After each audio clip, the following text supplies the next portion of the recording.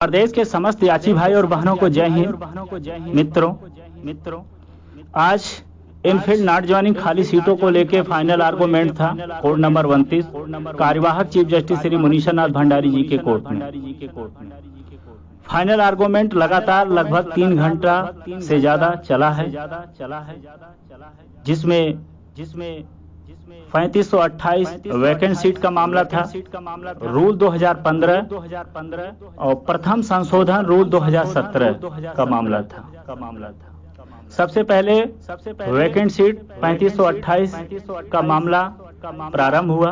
जैसे ही case take up हुआ है, रीट संख्या 416/2021, लगातार 2 घंटा तक मजबूती के साथ श्री एच एन सिंह द्वारा अपना पक्ष रखा गया है।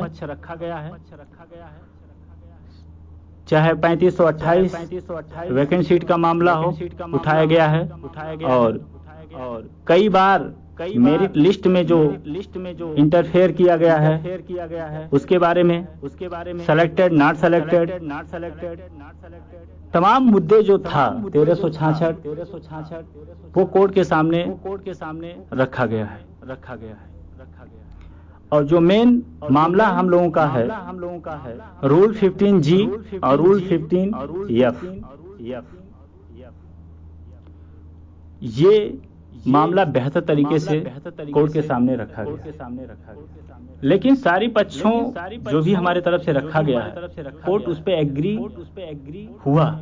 लेकिन जब मामला रूल 15G और रूल 15F का आता था तो वहां कोर्ट एग्री नहीं होता था।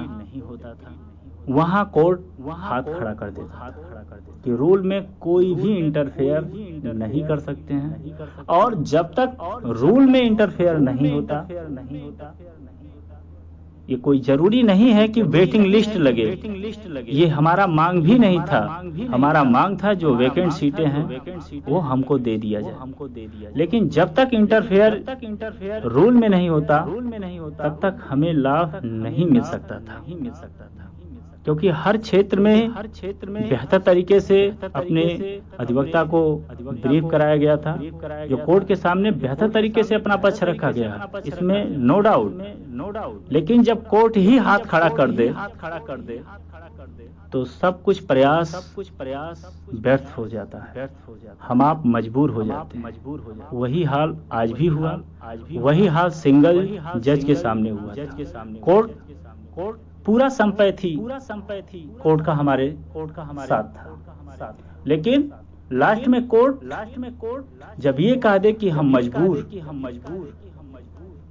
तो हम आप क्या कर सकते हैं? लगातार अपना पक्ष एच एन सिंह द्वारा रखा गया। कुछ समय आर के ओझा जी भी रखे, और लगभग 1 घंटा के करीब तरुण अग्रवाल जी के पिताजी भी पक्ष रखे हैं रूल पे। 2015 का रूल जो चैलेंज हुआ था, जेके सिंह कोई भी पक्ष नहीं रखे हैं जो रखना चाहिए था। लेकिन हमारे तरफ से पूरे बेहतर तरीके से खाली सीटों पे पक्ष रखा गया। लेकिन कोर्ट हाथ खड़ा कर दिया इंटरफेयर करने। मतलब हमें साफ शब्दों में कह सकते हैं कि जो हमें कोई टीपा टपड़ी नहीं करना चाहिए इस पे कोर्ट पे, लेकिन ये मेरा खुद का सोच है, मानना है कि कहीं ना कहीं ये हाई कोर्ट के अधिकार क्षेत्र से बाहर था हमारा मामला। हमें कह सकते हैं जो हमने लगातार 3 घंटा तक कोर्ट में समय बिताया, आज सुना देखा, रिस्क लिया गया। प्रीतम पासवान भी थे अंदर, हम भी थे अंदर, अजीत यादव जी बाहर थे। जो हमें कोर्ट में पूरा समय बिताने के बाद ये लगा, तो जब अधिकार क्षेत्र से बाहर है तो फिर हमारा जो प्रयास किया गया उसका निर्णय हमें नहीं मिल पाया। मेन कारण ये है। अब इस पे कौन क्या टीपा टपड़ी करता है वो अलग की बात है। ये सही बात है, एकदम सच्चाई के साथ आप लोगों को अवगत कराना। अब ये क्षेत्र के बाहर है तो किसके क्षेत्र के अंदर आता है ये भी जानना जरूरी है। ये सिर्फ सुप्रीम कोर्ट अपने पावर का इस्तेमाल कर सकता है। वहां तो ना किसी का ऑर्डर चलेगा, ना तो किसी का दबाव। सुप्रीम कोर्ट अपने पावर का इस्तेमाल करके नियुक्ति दे सकता है। यही सिमिलर मैटर 2011 एसआई में हुआ था। रूल डिसमिस हुआ था, लेकिन सीट क्लियर था, 600 समथिंग, और सुप्रीम कोर्ट ने 600 कुछ जो भी सीटें था उसे याचिकाकर्ता को दिया, जो लोग लड़ रहे थे। तो ये सारी चीजें हैं जो आज कोर्ट में हुआ। आज बहुत दुख हुआ, क्योंकि लगातार एक सप्ताह से बहुत कोशिश किया गया है, बहुत संघर्ष किया गया है इस केस को जीतने के लिए। सभी अधिवक्ता के पास जाके समय दिया गया, ब्रीफ किया गया कि ये केस को आज जीत सकें हम। लेकिन सारा प्रयास विफल इसलिए हुआ कि कोर्ट अपना हाथ खड़ा करता। सिंगल बेंच से हमें सीट मिला था, लेकिन आज भी जो ऑर्डर लोड होगा उसमें बहुत कुछ अपने फेवर में रहेगा, क्योंकि कई बिंदुओं पे कोर्ट एग्री भी हुआ था, लेकिन लास्ट में रूल 15G, रूल 15F पे कोर्ट हाथ खड़ा कर देता। ये सारी चीजें कोर्ट में हुआ है। हमारे तरफ से 2 अधिवक्ता थे, बेहतर तरीके से अपना पक्ष रखे हैं। कभी भी चाहे सिंगल बेंच का मामला हुआ चाहे डबल बेंच का मामला हुआ, कहीं भी लापरवाही नहीं किया गया है और ना किया जा सकता था, क्योंकि ये भविष्य का मामला, जितने आप लोगों को वर्दी की आवश्यकता है उससे कहीं ज्यादा हमें आवश्यकता है। लेकिन सब कुछ अपने हाथ में नहीं होता है। जो होता है वो कोशिश, संघर्ष वो किया गया है, उसमें कहीं भी किसी स्तर पे लापरवाही नहीं बरता गया है। परिणाम अपने हाथ में नहीं था तो नहीं मिला, लेकिन ऐसा नहीं है कि ऐसा भविष्य में होगा। हम आशावादी सोच के हैं, हम अंत तक लड़ाई लड़ेंगे और एक भविष्य में बेहतर लड़ाई लड़ेंगे, जरूर इतिहास बनाएंगे। आज हमारे तमाम याची भाई बहन के माता पिता गुरजन काफी दुखित होंगे, क्योंकि बहुत आशा था। इस बेरोजगारी में आशा का किरण जब दिखाई देता है और उसके बाद निराशा होता है तो अपार क्षति, अपार दुख होता है। लेकिन मित्रों, हम इस दुख के साथ जिएंगे और जरूर वर्दी हासिल करेंगे, ये आपको विश्वास दिलाना चाहता हूँ। आगे लड़ाई और बेहतर तरीके से लड़ा जाए, क्योंकि इसमें कुछ लोगों के भविष्य की बात नहीं है, इसमें बहुत लोगों के भविष्य की बात है।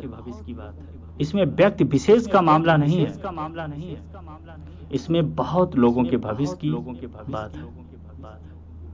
तो बहुत कुछ आज नहीं कहना है, क्योंकि बहुत दुख है, बहुत क्षति हुआ है और अपार दुख है, जिसे हम शब्दों से व्यक्त नहीं कर सकते। क्योंकि जो प्रयास किया गया था, जिस लगन से कोशिश किया गया, मेहनत किया गया, उसमें आज सफलता इसलिए नहीं मिला क्योंकि जज साहब हाथ खड़ा कर दिए। बाकी ना तो कोई डॉक्यूमेंट में कमी था, ना ब्रीफ करने में कमी था, ना अधिवक्ता का कमी था, ना अधिवक्ता के पक्ष रखने में कमी था। लेकिन जब कोर्ट ही हाथ खड़ा कर दे तो हम क्या कर पाएंगे। तो चलो, सारी बातें जो था कोर्ट में हुआ वो आपको बता दिया गया। आगे आर.के. ओझा जी से, श्री अशोक खरे जी से, श्री शशिनंदन जी से, हमारे senior best lawyer HN Singh से राय विमर्श लेके आर्डर जैसे ही लोड होता है दिखाने के बाद, उस पर विचार विमर्श करने के बाद आगे का रणनीति बनाया जाएगा। किसी भी आगे जो भी कदम हमें रखना है बहुत सोच समझ के रखना हो, क्योंकि वो लास्ट कदम होगा। जरा सा लापरवाही जीवन भर हम भूल नहीं पाएंगे। ये सारी चीजें कोर्ट का हुआ, जो हुआ आपको बता दिया। अब इस बीच तमाम प्रकार के लोग आपको सामने आएंगे, अवसरवादी लोग, तमाम लोगों की विचारधारा भी अलग अलग होगा। लेकिन अच्छा बुरा लगभग 3 वर्षों तक जो भी इस केस के लिए हमने समय दिया है, कोशिश किया, मेहनत किया, परिणाम नहीं दे पाए, ये अलग की बात है, लेकिन कोशिश और संघर्ष में कभी भी कमी नहीं हुआ। बाकी और भी केस बहुत लोग लड़े हैं, 2015, 18 तमाम लोग लड़े हैं, सबके बारे में आप लोग जानते हैं। तो बहुत कुछ अब नहीं कहना है, कोई भी दोषारोपण किसी पे नहीं लगाना है, लेकिन ये जरूर कहेंगे हम कि आगे लड़ाई हम लड़ेंगे, और इस लड़ाई में या तो हमें अकेले जाना पड़े तो भी हम अंत तक जाएंगे, और जरूर वर्दी लेंगे, ये हमारा हौसला है। निराशा जरूर हाथ मिला है, आज निराश हैं, लेकिन हम आशावादी सोच के हैं, हम जरूर वर्दी को हासिल करेंगे, ये हमें पूर्ण विश्वास है, ये हमें भरोसा है। इसी शब्दों के साथ विराम लेते हैं। जय हिंद।